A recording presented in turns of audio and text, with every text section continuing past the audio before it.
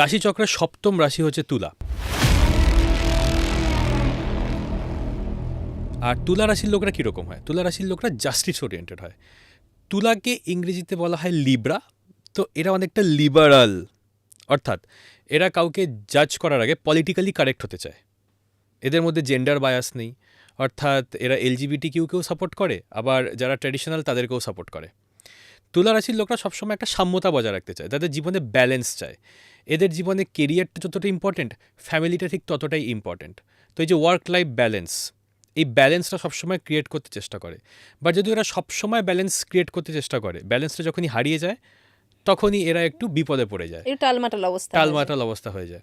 তুলা রাশির অধিপতি হচ্ছে শুক্র, এবং এরা লাক্সুরি পছন্দ করে, ভালো জামা কাপড় পরতে পছন্দ করে, খুব এলিগেন্ট হয়, এবং এদের মাথার চুল খুব সুন্দর হয়, এনারা লম্বা হন, গায়ের রং উজ্জ্বল শ্যামবর্ণ। জেনারেলি এই ধর্মগুলো আমরা তুলা রাশি এবং তুলা লগ্নের লোকেদের দেখতে পাই। তো পুরোটাই ব্যালেন্সের ব্যাপার। তুলা রাশি তুলা লগ্নের ক্ষেত্রে যে যোগকারক গ্রহ, যোগা কারকা গ্রহ, সেটি হচ্ছে শনি, এবং শনি গোচর করছে ষষ্ঠ স্থান দিয়ে। পুরো 2026 শনি মীন রাশিতে ষষ্ঠ স্থান দিয়ে গোচর করবে। ষষ্ঠ স্থান হচ্ছে শত্রু স্থান, কম্পিটিশনের স্থান। এইখান দিয়ে যখন শনি গোচর করে তখন শত্রু খুব খারাপভাবে দমন হয়ে যায়, মানে শত্রু দমন হয়ে যাবে, কম্পিটিটিভ এক্সামে সাকসেস, কম্পিটিশানে সাফল্য, এবং যে সমস্ত ধার দেনা ছিল সেই ধার দেনা মিটে যাবে।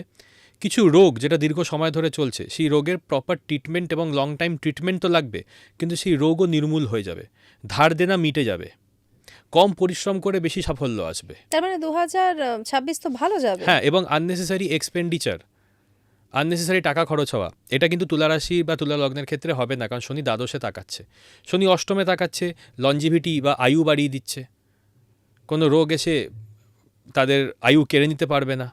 শনি তৃতীয় তাকাচ্ছে, অর্থাৎ এখানে কিন্তু কম এফর্ট দিয়ে বেশি সাফল্য পাওয়ার যোগ। হ্যাঁ, সামান্য এফর্ট দিতে হবে অবশ্যই, বাট কম এফর্ট দিয়ে বেশি সাফল্য। তো শনি যখন ষষ্ঠে বসে, শনি ষষ্ঠ স্থান থেকে প্রত্যেকটি খারাপ ঘরের দিকে তাকায়, তো সে প্রত্যেকটি খারাপ ঘরকে ধ্বংস করে দেয়। তো এই যে শনি ষষ্ঠে গোচরটা, এটা বেস্ট, এবং এটাই এখন কিন্তু তুলা রাশি তুলা লগ্নের হচ্ছে। আচ্ছা, রাহু কেতুর গোচরটা, কেতু একাদশ স্থান দিয়ে গোচর করছে এবং রাহু পঞ্চম স্থান দিয়ে গোচর করছে। রাহু যখন পঞ্চম স্থান দিয়ে গোচর করে তখন কিন্তু মানুষ IVF-এর জন্য যায়, সেরোগেসির জন্য যায়। তো IVF বা সেরোগেট মাদার হওয়া বা এই ধরনের কানেকশান তৈরি করা ইত্যাদির জন্য, বাচ্চা অ্যাডপ্ট নেওয়ার জন্য কিন্তু এই সময়টা খুব ভালো। আচ্ছা, রাহু যখন পঞ্চম স্থান দিয়ে গোচর করে তখন নতুন টেকনোলজিক্যাল বিদ্যা আমরা অর্জন করার চেষ্টা করি, যেরকম artificial intelligence, machine learning, cloud computing, blockchain. কিন্তু যারা এই বিষয়গুলো নিয়ে পড়াশোনা করছেন না, তারাও যদি এই বিষয় নিয়ে পড়াশোনা করতে চান তাহলে তাদের জন্য হয়তো সময়টা খুব একটা ভালো না। যারা এই লাইনে আছেন তারাই একমাত্র করুন। কিন্তু আপনি একদম একজন হিউম্যান রিসোর্স লাইনে আছেন, কমার্স লাইনে, আপনি আসতে চাইছেন টেকনিক্যাল লাইনে, কারণ রাহু পঞ্চম স্থান দিয়ে গোচর করছে, তাহলে কিন্তু রাহুর গোচরটা শেষ হয়ে যাবে এবং আপনার যে আপনি যে নিজেকে এডুকেট করলেন সেটা কিন্তু বিফলে যাবে, কাজে লাগবে না। তো লাইন চেঞ্জ, ক্যারিয়ার চেঞ্জ করবেন না, কিন্তু নিজেকে আপগ্রেড করা যেতে পারে। বা আপনি যে লাইনেই আছেন সেই লাইনে নিজেকে টেকনোলজিক্যালি আপগ্রেড করুন। আপনি যাই কাজ করে থাকুন, সেখানে তো কোনো না কোনো সফটওয়্যার ইউজ হয়, সেই সফটওয়্যারটা ভালো করে শিখে নিন, সেটা রিলেটেড একটা সার্টিফিকেশন করে নিন, যাতে আপনি আরও বেটার চাকরি পেতে পারেন, প্রমোশন হতে পারে। তাছাড়া কিন্তু লাইন চেঞ্জ করার কথা ভাবলে চলবে না। একাদশ স্থান দিয়ে কেতুর গোচর, মানে বন্ধু হানি হওয়া, অর্থাৎ যারা নকল বন্ধু তাদের সাথে সম্পর্ক হানি হওয়া, তারা দূরে চলে যাওয়া। আবার যারা বন্ধুরূপী শত্রু তারা এক্সপোজ হয়ে যাবে এবং তাদেরকে আপনি দমনও করে দেবেন। তার কারণ হচ্ছে গিয়ে শনি ষষ্ঠ স্থান দিয়ে যাচ্ছে, শত্রু দমন হয়ে যাচ্ছে, আর কেতু একাদশ স্থান দিয়ে গিয়ে বন্ধু কেটে বার করে দিচ্ছে জীবন থেকে, খারাপ বন্ধু বাদ দিয়ে দিচ্ছে। আবার অনেক সময় এটাও হতে পারে যে ভালো বন্ধুও বেরিয়ে গেল, কিন্তু যদি কোনো বন্ধুরূপী শত্রু হয় সে কিন্তু পরাজিত হবে। বৃহস্পতির গোচর প্রথম 5 মাস নবম স্থান দিয়ে, অর্থাৎ নতুন এডুকেশন শুরু করার জন্য খুব ভালো।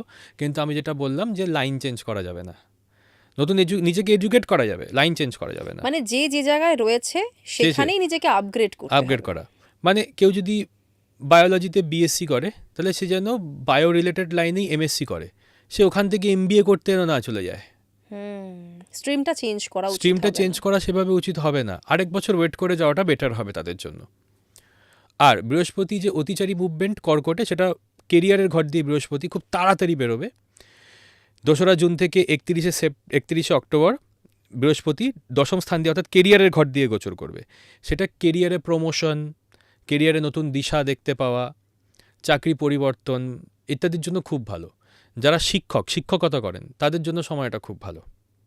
এবং বৃহস্পতির যে লাস্ট 2 মাসের গোচর সিংহ রাশি দিয়ে, অর্থাৎ যে গোচরটা হবে 31 অক্টোবর থেকে একদম 25শে জানুয়ারি 2027 অবধি, সেই সময় বৃহস্পতি তুলা রাশি তুলা লগ্নের জন্য একাদশ স্থান দিয়ে গোচর করবেন। তো সেই বছরের শেষ 2-3 মাস, নভেম্বর ডিসেম্বর, কিন্তু নতুন বন্ধু পাবেন। অর্থাৎ এতদিন যে বন্ধুরা হারিয়ে গেছিল, পুরনো বন্ধুরা যে হারিয়ে গেছিল, আপনি একাকী হয়ে গেছিলেন, একাকিত্বে ভুগছিলেন, নতুন বন্ধু কিন্তু পাবেন এবং ভালো বন্ধু পাবেন, খারাপ বন্ধু পাবেন না।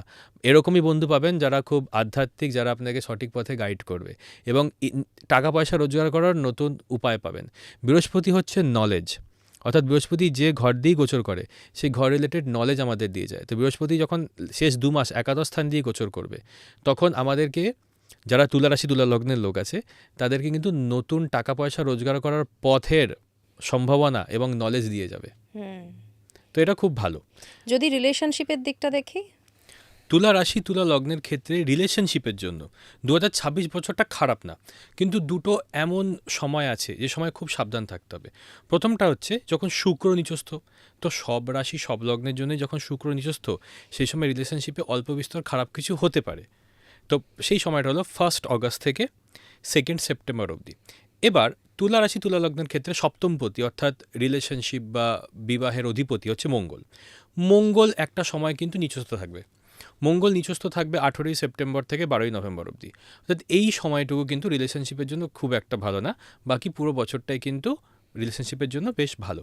আচ্ছা, এবার আইভিএফে আমরা দেখতে পাই যে প্রচুর ফেলিয়ার রেট আসে এবং প্রচুর শরীর খারাপ হয়ে যায় মহিলাদের। তো পারফেক্ট সময় কোনটা হবে? পারফেক্ট সময় হবে বৃহস্পতি প্রথম 5 মাস তুলা রাশি তুলা লগ্নের জন্য নবম স্থান দিয়ে গোচর করবে এবং ঠিক সেই সময় রাহু তো পুরো বছর পঞ্চম স্থানে আছেই। তো প্রথম 5-6 মাস কিন্তু আইভিএফ ট্রিটমেন্টের জন্য বেস্ট, বা কৃত্রিম উপায়ে সন্তানের জন্ম যদি কেউ করতে চায়, সারোগেসির জন্য যেতে চায়, প্রথম 5-6 মাস কিন্তু বেস্ট। তো এইটা মাথায় রাখতে হবে, কারণ এই আইভিএফে ফেলিয়ার রেট মারাত্মক বেশি। এটা আমি আমার প্রাইভেট কনসালটেশনসে দেখতে পেয়েছি। এবং যে মহিলারা এই ট্রিটমেন্টের জন্য গ্রো থ্রু করেন, দুবাইতে যান, থাইল্যান্ডে যান, তারা কিন্তু প্রচণ্ডভাবে ফিজিক্যালি সাফার করেন। তো আমি চাই না সেটা হোক, তো যার জন্য প্রথম 5 মাস কিন্তু পারফেক্ট তুলা রাশির জন্য, তুলা রাশি তুলা লগ্নের জন্য। এবং ওভারঅল যদি আমি হেলথের দিকটা দেখি, ওভারঅল হেলথের দিকে বলবো আগস্ট মাসটা খারাপ যাবে, বাট তাছাড়া ওভারঅল হেলথের জন্য খারাপ যাবে না। এবার আমাদেরকে দেখতে হবে যে কোন কোন সময়ে ঝগড়া ঝামেলা স্পার্ক করতে পারে বা হঠাৎ করে কোনো উটকো ঝামেলা আসতে পারে। শনি সূর্য যোগ চলবে মার্চের 15 থেকে এপ্রিলের 15 অবধি, সেই সময় কিন্তু ঝগড়া ঝামেলা করলে চলবে না। পঞ্চম স্থান হচ্ছে অফিস কলিগদের। দশমাংশ চার্ট বলে আরেকটি চার্ট হয় যেটা কেরিয়ারের চার্ট, সেখান থেকে আমরা অফিস দেখি, সেখানেও পঞ্চম স্থান। এবার লগ্ন চার্ট অনুযায়ীও কিন্তু পঞ্চম স্থান দেখতে হয় অফিস কলিগদের জন্য। তো তুলা রাশি তুলা লগ্নের ক্ষেত্রে রাশি চার্টে D1 চার্টে পঞ্চম স্থানে রাহু মঙ্গল অঙ্গারক দোষ তৈরি হচ্ছে 23 ফেব্রুয়ারি থেকে 2 এপ্রিল।